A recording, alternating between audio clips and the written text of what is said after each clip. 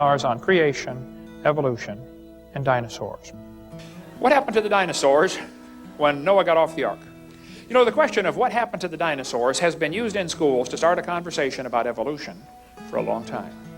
One of Satan's favorite tools to use is dinosaurs, because kids love them. I spoke at a public school one time to 300 first graders. Try that sometime. I drove a church bus for 17 years and taught junior church for 17 years. There were 300 first graders in this room I'm speaking, and I got my dinosaurs out and I said, boys and girls, I got a question for you. When did dinosaurs live? I mean, instantly, all of them shouted out, millions of years ago. I thought, now wait a minute. These kids are in first grade, okay? They can barely read. How do they believe that already? Where have the Christians been teaching the truth about creation? Why are we waiting till the kids get their mind polluted with evolution and then trying to win them back? Why don't we just not lose them to begin with? Why hasn't there been a Christian response to this dinosaur stuff? What the Christians did in the 1800s is they compromised their Bible with the gap theory to accommodate the dinosaurs, and then they let Satan have the dinosaurs. That's what happened, exactly. But anyway, there are 16 theories of what happened to the dinosaurs. One theory says an asteroid struck the Yucatan Peninsula in Mexico and killed them 65 million years ago. A scientist here in Indiana said the dinosaurs killed themselves off with their own flatulence. They could not stand the heat. I'm not sure what to do about a theory like that, but here's the real reason they went extinct. Smoking. Okay. Anyway, what made the dinosaurs go extinct? Do you realize they're asking the wrong question? The question is not what made them go extinct. The question is, did they go extinct? See, the liberals are always real good at getting us to argue about the wrong subject. They're always asking me, should we have creation taught in public schools? I say, that's a good question, and I will be glad to discuss that. However, there's another question we should ask first, okay? The real question is, should we have public schools? See, the whole problem is, some people have this idiot idea that children belong to the state. No. You see, children belong to God, and they are entrusted to parents. And the parents should decide what God wants them to be taught. The state does not ever have any children. It is sterile, okay? It can't have children. Okay, so they want to steal yours. That's another long, interesting story. But anyway, the 10th Amendment to the Constitution says the federal government only has certain very limited powers, and anything else is left to the states. The federal government has no business being involved in education or welfare or hurricane relief or anything else. No business at all. If you want to see why the schools went public, get many good articles, one by Samuel Blumenfeld that's incredible about why we have a public school system. It's all part of the plan for a new world order. Big part of the plan. Get our college class, CSE 102. I teach college classes on creation where we go into much more detail, chase every rabbit and kick every dog, and you can get that if you get time. But anyway, dinosaurs getting off the ark had a very difficult time. The climate had changed. Things were different. Remember, before the flood they lived to be 900. Read your Bible. After the flood they only lived to be 400, and then 200, and then 100. Something changed. Well, for one thing, that canopy overhead was gone. Number two, the soil was now not loaded with minerals like it's supposed to be to have plants grow like crazy. And the atmospheric pressure was different. The canopy had collapsed. It was gone, I believe. Sunlight was now getting through, radiation, etc. Many more problems in the post-flood environment. Dinosaurs had two problems. Number one, the climate change. Number two, was probably worse, people hunted them. They killed them. Now, they didn't call them dinosaur, though. They called them dragon. See, the word dinosaur wasn't made up till 1841. So for most of human history, these creatures are called dragons. Did you know dinosaurs not even in the dictionary in 1891? For most of human history, they were known as dragons. Now, dragons are mentioned in the Bible 34 times. People say, why aren't dinosaurs in the Bible? Last night, I'm talking to this lady at the counter at the hotel. She said, well, dinosaurs aren't in the Bible. I said, that's correct. That word wasn't made up till 1841. And if you got the right Bible, that was translated 1611. So of course you're not going to find that word in there. Duh. But they called them dragons. Dragons are listed in the dictionary in 1946 as now rare. As the population of people began to grow after the flood, the population of dragons began to go down. Because nobody wants to live next door to a dragon. Same thing happened in Cobb County, Georgia, where Atlanta is today. Do you realize how many grizzly bears there are roaming around the woods right now near Atlanta, Georgia? 0. Do you know how many there were just 300 years ago? Hundreds. What happened to the grizzly bears in Cobb County, Georgia? Well, as people move in and civilize an area, the big ferocious animals are killed off or driven off. Happens everywhere. If it came on the evening news tonight that there were 5 grizzly bears roaming around Cobb County, do you know what would happen by 6 o'clock in the morning? They'd all be dead. Because every redneck in 4 states would be out there with a rifle trying to shoot one. Right? And whoever could shoot the biggest one would be a hero. They'd have his picture on the front page. Hey, Bubba shot the grizzly bear and saved the village. Yeah, he did. Well, that's exactly what happened to the dragons. Man, if you could figure out a way to kill a dragon, they'd be telling stories about you around the campfire from now on. People killed dragons for meat because they were a menace, to prove you're a hero, to prove you're superior, competition for land, or for medicinal purposes. Many ancient recipes call for dragon blood, dragon bones, dragon saliva. Why? Gilgamesh is famous for slaying a dragon. A Chinese legend tells about a guy named Yu that surveyed the land of China. It says, after the flood, he surveyed the land and divided it into sections. He built channels to drain the water off to the sea and make the land livable again. Many snakes and dragons were driven from the marshlands. Yeah, that's just normal. If you want to build a city, you got to, drive off the dragons and then build your city. I mean, it was expected. You got to drive the dragons off. Okay? Why would the Chinese calendar have 11 real animals, the pig, the duck, the dog, and a dragon? Why would they put a mythical animal in there? Could it be that at the time they came up with these 12 symbols, there were 12 real animals? Here's one of the oldest pieces of pottery on planet Earth. It's a piece of slate from Egypt, first dynasty of United Egypt. It shows long-necked dragons. We make replicas of it if you want to get one for a prize for your bus route, for some give out to the kid who does whatever, you could go crazy over this thing. It's half-size replicas of the oldest piece of pottery on Earth. Why would they put long-necked dinosaurs on pottery 3,800 years ago? Here's 2 long-necked dinosaurs with a sheep in between their mouths. Here's a hippo tusk from the 12th century BC showing an animal with a long neck and a long tail. Here's a cylinder seal showing what appears to quite obviously be long-necked dinosaurs. The Bible talks about a fiery flying serpent in Isaiah 14. Wait a minute, a fiery flying serpent? Well, if you read the story of Herodotus, Herodotus says he went to a certain place in Arabia, almost exactly opposite Buto, to make inquiries concerning the winged serpents. On my arrival, I saw the backbones and ribs of serpents in such numbers as it's impossible to describe. The winged serpent is shaped like the water snake. Its wings are not feathered, but resemble very closely those of the bat. The people where the bones lie at the entrance of a narrow gorge between steep mountains. The story goes that with the spring, the winged snakes come flying from Arabia towards Egypt, but are met in this gorge by the bird called ibises, who forbid their entrance and destroy them all. The book of Josephus talks about the fiery flying serpent that Moses had to kill when he came to the land of Ethiopia. And he ended up marrying the princess of the Ethiopians, and which is why his sister got mad at him later for marrying an Ethiopian. Not because she was black necessarily, but because of how this all happened. You read the story in Josephus' book. Anyway, in the Anglo-Saxon Chronicle, it talks about in 793 AD, about the fiery dragons flying across the firmament. The Babylonian god Marduk is shown pictured on a fire-breathing dragon.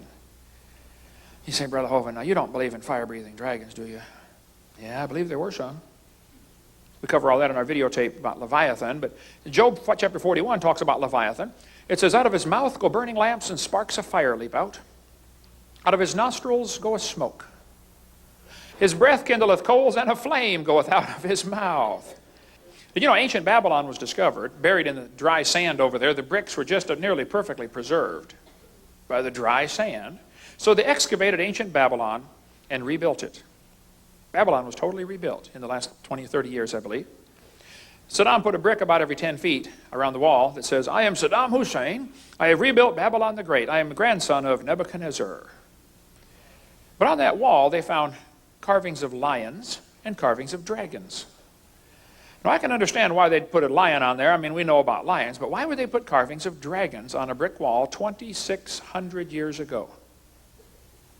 Maybe because they knew about dragons? They're still there. You can go see them. A friend of mine was there as a soldier. He said, "Yep, they're still here. Dragons still on the wall from 2,600 years ago. Ishtar Gate is covered in them. Lions and dragons." Now, we made a model of it for Dinosaur Adventureland. If you want to come to Pensacola, that's a little closer than Iraq for most of you. But Alexander the Great said his soldiers were scared by dragons when they conquered part of India in 300 BC. St. George is famous for slaying a dragon in 275 AD. Beowulf slew 2 dragons, and the third one killed him. You should try to read the Beowulf story in Old English. Good luck. That's English. 1,500 years ago, that was English. I can only read one word on the page. It says, duh. But anyway, when they translate the story to modern English, the story tells us Beowulf killed Grendel the dragon by pulling off one of its arms, and the creature bled to death. Pulled off his arm? Well, they found a Babylonian cylinder seal showing a guy pulling the arm off a dragon. Interesting. Get the book After the Flood if you want a whole lot more on dragons living with man. But there's a city in France that's famous because a dragon came up out of the water, and a guy killed it and cut the head off and stuck it over the corner of the building. The head of the dragon was mounted on his building. They called it the gargoyle. How many have ever heard of the gargoyle? They still do that today. You can buy these ugly little critters, you put them on your building or whatever over your door. Well, the word gargoyle means throat. We get our word gargle, gurgle, regurgitate, gorge, and glutton from that word. It has to do with the throat. So next time you gargle, you can think about slaying a dragon. You say, "Brother Hovind, I am slaying a dragon when I gargle." Okay, anyway. An Irish writer said they killed a dragon with iron nails on its tail. Well, Stegosaurus certainly had big spikes on his tail, that's for sure. So did several other animals. But here's a Viking woodcut showing a dragon swallowing a guy. This is from the 11th century, 1,000 years ago, okay? The Vikings put dragon heads on their ships 1,000 years ago. Why would they do that? Well, they knew about the great dragon of the sea. They called it the Kraken. Again, Bill Cooper's got a lot on that in his book. But the famous Icelandic hero Siegfried slew the dragon Fafnir. There's a castle, bricks were found in a castle from the 12th century showing dragons. There's a 12th century castle in Germany with dragons on it.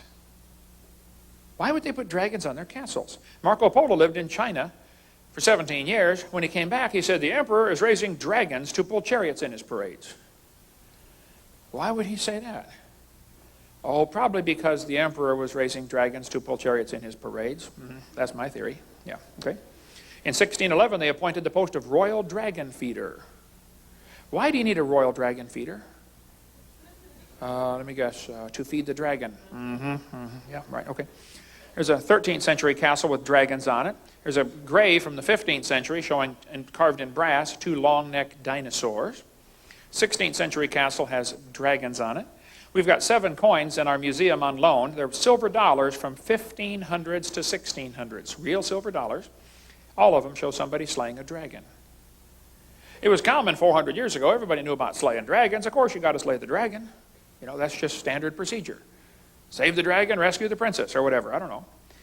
But here's a Russian medallion showing a guy killing a dragon. Bulgarian postage stamp has somebody killing a dragon. The crest of Lithuania shows somebody killing a dragon. A city in France was renamed Nerluk to honor the man who slew the dragon. Indians carved dinosaurs on the walls of the Grand Canyon. Why would they put dinosaurs on the walls of Grand Canyon? Maybe because they hunted dinosaurs around there. In 1925, some guys took a raft trip down one of the canyons out west, and they wrote a report. They saw one of these dinosaurs, and they said the fact that some prehistoric man made a pictograph of a dinosaur on the walls of this canyon upsets completely all of our theories. Oh, they upset his theories. Oh, no. He said about a year ago, a photograph of a dinosaur was shown to a scientist of national repute who was then specializing in dinosaurs. He said, it's not a dinosaur, it's impossible, because we know dinosaurs were extinct 12 million years before man appeared on Earth. Oh, hold on just a minute, okay. First place, it's not possible for you to know what happened 12 million years ago. Okay, so let's just get that straight first up, okay? Secondly, notice he said 12 million. Now today the kids are taught dinosaurs died 65 million years ago, aren't they? 65 million years ago? It's interesting to see the inflation of the age of the earth. See, in 1770, they said the earth was 70,000 years old. By 1902, it was 2 billion years old. 1969, it was 3.5 billion years old. Today, it's 4.6. Did you know the earth is getting older at the rate of 21 million years per year? That's 40 years per minute. Okay, it's aging rapidly, folks. Anyway, if you go to Blanding, Utah, you'll see carvings of dinosaurs on the cliff there. Apparently, they knew about dinosaurs in Utah. The Indians knew about them. They killed them, apparently. This is a cave painting in Australia showing a guy running away from what appears to be a dinosaur. This guy says nobody's ever seen a dinosaur. Well, why did they put them on their cave paintings? Why did they put them on ancient pottery? Why do we see so many legends of dragons if nobody's ever seen one? Down in Peru, they've got the driest desert in the world. It's only rained twice in 400 years, is my understanding. When the Spanish came across there in 1500s, they found white lines on the desert. They were obviously man-made. Somebody piled up the rocks. There's a pile of white rocks that goes sometimes for miles, straight as an arrow. These today are called the Nazca lines. How many of you have ever heard of the Nazca images? They got all these images down there and down in Peru. You can study that if you'd like. But strange, these images are interesting. But one of them shows a spider which has no eyes and one leg is longer than the rest. And for centuries, everybody thought, well, these were poor, ignorant, stupid people. You know, they forgot to put the eyes on, and they made the one leg longer on accident. Recently, there was a spider discovered in the Amazon jungle 1,000 miles away. It only lives in caves. It is extremely rare. It's supposed to be one of the rarest spiders on earth. It's an 1/8 of an inch long, little tiny spider, lives 1,000 miles away in the dark, in the caves. The spider has no eyes, and during mating season, that one particular leg grows longer, and it exchanges DNA off the tip of that leg for 15 seconds. How did they know that in Peru, 1,000 miles away? Maybe they weren't so stupid after all. In 1535, the Spanish conquistadors came through that area and they found stones with strange animals on them. They sent some back to the King of Spain and said, what on earth are these animals carved on these rocks? The king said, I have no clue. Today they're called the Ica burial stones from Ica, Peru. Dennis Swift is probably the world's expert on those. He's one of my good friends from Portland, Oregon. These stones show dinosaurs on them. The Nazca burial stones from about the time of Christ, plus or minus a few hundred years. Some of them show brain surgery. They find brain surgery instruments, hardened copper, tempered copper instruments for cutting into people's heads, apparently. Some of them show heart surgery, limb reattachment, steam engine. One of them showed what looks like a steam engine. Strange things are found on these Ica stones in Peru, but quite a few of them, over 500 I believe, show dinosaurs. Why would they have dinosaurs and humans on the same stones? Well, because people lived with dinosaurs. Anyway, there's plenty on that. Here's one from our museum. Shows a dinosaur holding a guy by the head. We've got 8 of these stones in Pensacola, Florida. It's the largest collection in America, I believe. At $1,500 each, you know, not too many people have these things, but some of them show circles on the side. Now that's kind of interesting. Why would they put circles on the side of the dinosaurs? Well, nobody ever found dinosaur skin until about 20 years ago, when fossilized dinosaur skin was found. It's very interesting. The dinosaur skin has circle patterns on it. They had to see a live one to know to put that on the stones, because you couldn't tell that from the bones. We got some dinosaur skin in our museum in Pensacola. Recently, they just found unfossilized soft dinosaur tissue. Soft dinosaur tissue? So now the brilliant scientists are trying to figure out, how could tissue stay soft for 70 million years? The thought will never cross their brain to question that maybe it's not 70 million years old. I mean, that thought will never enter their head, okay? This guy's cutting the head off a dragon. There's a guy riding one. We got a ton of information on dinosaurs living with man. Sometimes they're in friendly gestures, like this one's petting him. He's got his head laying on his shoulder, okay? Pottery was found with dinosaurs on it. A mummy was found in a tomb wrapped in a blanket, and all around the blanket were dinosaurs. Why would they put dinosaurs on their blankets? Why would they put them on their pottery? Why would they carve them on cliff walls? Why would they put them on their waistbands? In Acámbaro, Mexico, 56,000 ceramic figurines of dinosaurs were found. They knew about them in central Mexico. They have always lived with man. They did not live millions of years ago. But everybody today is saying dinosaurs lived millions of years ago. Nobody's ever seen one. Yeah, I think they have, okay. An Italian peasant killed a dragon that was bothering his cows. They had it stuffed and mounted for a museum display in 1572. The Sutton artifact appears to show what it looks like a pterodactyl with its wings folded up. This lady sent me this picture of the dragon found in Utah. She said, Brother Hovind, looks like a dinosaur to me, carved on the cliff up here. Roman artifacts were found in Tucson, Arizona. By the way, the Romans came across the ocean way before Columbus did. Columbus was not the first white man across the ocean. There was trade back and forth for centuries until the Catholic Church kind of had the Dark Ages come in and shut down knowledge and information. But Brendan the Navigator came across in 500 AD. Roman coins, or Hebrew coins, were found in Ohio in a burial mound. There was trade back and forth at the time of Christ across the ocean. But in a Las Lunas Decalogue stone here found in New Mexico, there's an 80-ton stone showing the Ten Commandments in Byzantine, which was only used about 500 AD, is my understanding. Somebody came across, tried to evangelize America, made it as far as New Mexico, 1,500 years ago. But one of these Roman swords shows what quite obviously appears to be a dinosaur on it. How on earth could they get dinosaurs on their swords at the time of the Roman Empire? During the age of sailing ships, there are thousands of legends of people sighting sea monsters.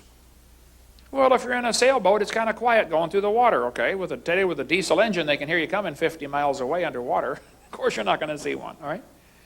But there are legends all over of dragons living with man. I think we've really been lied to. We could spend a long time on dragon legends. I read prolifically on that topic about dragon sightings down through history. Just get our video number 3 if you want more on dragon legends. Did you know there are actually stories of giant octopus living in the ocean? I mean, like really, really, really big octopus. One octopus washed up on the beach in Florida. It was 200 feet across and weighed 5 tons. That's a big octopus. A whale was killed near Seattle. Inside the whale's stomach was one arm to an octopus that was 150 feet long. In Job chapter 1, it says, Job was a perfect man. He feared God and hated evil. By the way, that's good advice. Okay? And Job had 7 sons and 3 daughters. And Job had thousands of sheep and camels and oxen and asses. The guy was rich. Really rich. Job was probably written after the flood, but before the law was given in the days of Moses. Before the flood, they lived to be 900. After the flood, they lived to be 400. See, Job lived long enough to have 10 kids, all grown, out of the house. They all died. He had 10 more kids and saw his great-great-grandchildren from his second family. So you got to be living a long time to accomplish those things, okay? So those are the reasons why most people think the book of Job was written after the flood, during the time when they were still living to be, 400. Anyway, one day the messenger came to Job and said, Job, I got some bad news. The oxen and asses were stolen, and your servants got killed, and the sheep got burned up. Oh, and by the way, Job, the camels got stolen too. Stock market crash. Get it? Stock? Never mind. Okay. No. Another messenger came and said, Job, your kids all died. All 10 of your kids are dead. Job's having a bad day. And then Job said, the Lord gave, the Lord hath taken away. Blessed be the name of the Lord. Man, what kind of guy is this anyway? Hey, do you do that when bad things happen to you? Huh. Then Satan gave him boils from the top of his head to the bottom of his feet. Man can handle just about any tragedy in life, but that's the toughest one right there. There's a verse you probably never heard preached on ever. Ephesians chapter 5 talks about, husbands love your wives and wives submit yourself to your husband. You've probably heard that part preached on. I bet you never heard this part. Let the wife see that she reverence her husband. Treat him like a god. Offer him burnt sacrifices 3 times a day. Okay? Amen. All right. Chapter 2, verse 10. And Job said, you speak like one of the foolish women. Can't we receive good at the hand of God and not evil? And then Job's 4 friends came to visit him. One of those guys was the shortest man mentioned in the Bible, Bildad the Shuhite. That's pretty short, okay? But these 4 guys came and they talked to Job for 35 chapters. Most of the book of Job is these guys explaining to Job why everything went wrong. They said, Job, you must have sinned. I mean, Eliphaz said, whoever perished being innocent. Job, the reason bad things are happening to you is because you sinned. Now, folks, that is the wisdom of the world, okay? That is not true. See, if something bad happens to somebody, you don't know why it happened. You should love them, pray for them, encourage them, and shut up. Don't go to the hospital when they get their gallstones out and say, hey, brother, these aren't gallstones. These are tithes and offerings. God's getting them out of you one way or another. Don't do that, okay? Let God take care of why everything went wrong. He can handle them just fine, all right? So Job is sitting there scraping the pus out of the boils by the graves of his 10 dead kids thinking, God, would you please answer me? Why did this happen to me? Folks, you don't have to live on this planet very long before you're going to be asking that question. God, why did you do this to me? Now, I don't want to drag skeletons out of anybody's closets, okay? But maybe you've had tragedy in your life. I know a little bit of what I'm talking about. I've got 3 kids here and 3 in heaven already, okay? Yes, tragedy comes to good people trying to do right. It happens, all right? But if something bad happens, what's your response? Job said, I wish the Lord would answer me. See, Job didn't know about Romans 8:28. God said, we know all things work together for good. To them that love God, to them that are the called according to his purpose. Now this verse does not say everything that happens is good. It doesn't say that. It says it'll work together for good. I'll show you. Has anybody ever been hungry? You ever been hungry before? Suppose you come to my house, you knock on the door, say, hey, Hovind, I'm hungry. I'll say, come on in, man, I'm going to give you a cup of flour. That don't sound too good. I got it. How about a spoonful of salt? Now that'll fill you up. That ain't going to help. I got it. How about a spoonful of baking soda? Now that will wake you up in the morning. Now you're probably getting kind of dry by now, so let's pour down a half a cup of Crisco. And chase it down with a cup of buttermilk. You say, Brother Hovind, that would taste terrible. How about if we mix them all together and make biscuits? Did you know the individual ingredients for biscuits taste lousy, but they work together for biscuits? And did you know everything that happens to you might not be good, but it'll work together for good if you love God and you're called according to his purpose? See, the Christian life is so simple. Keep your heart right with God. That's it. Now, that'll be tough to do because the heart is deceitful above all things and desperately wicked. But Job is sitting there scraping the pus out of the boil saying, God, would you please answer me? And in chapter 38, the Lord answered Job. You've been watching part of The Creation Series by Kent Hovind. This faith-strengthening series is over 15 hours long and is available on 7 DVDs.